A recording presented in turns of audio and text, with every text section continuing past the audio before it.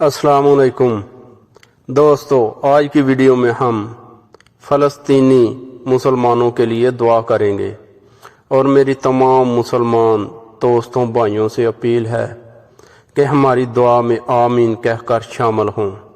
اے اللہ، فلسطینی مجاہدین کی مدد فرما۔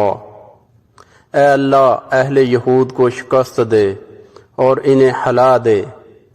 اے اللہ، فرشتوں سے ان کی مدد فرما۔ اے اللہ، بدر والے دن جیسی ان کی مدد فرما۔ اے اللہ، ان کی مدد بھی کر اور انہیں محفوظ بھی رکھ۔ اے اللہ، ان کے دلوں میں اطمینان و سکون نازل فرما۔ اے اللہ، اہل یہود کی پکڑ سخت کر۔ اے اللہ، دین کے دشمنوں کو ہلاک کر دے۔ اے اللہ، ان دشمنوں کے گھروں کو برباد کر دے۔ اے اللہ، اپنا عذاب اہل یہود پر سخت کر دے۔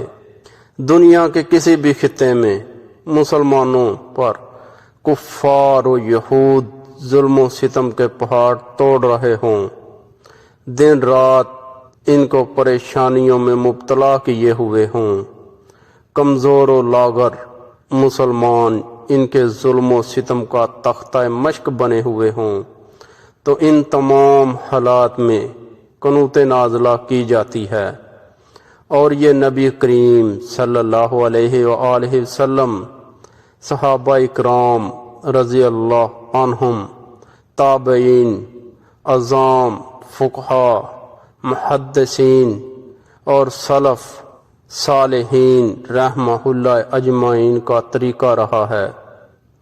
قنوت نازلہ کے حوالے سے حدیث مبارکہ برا بن عازب رضی اللہ عنہ کہتے ہیں کہ رسول اللہ صلی اللہ علیہ وآلہ وسلم صبح اور مغرب کی نماز میں دشمنان دین کے لیے قنوت نازلہ کیا کرتے تھے۔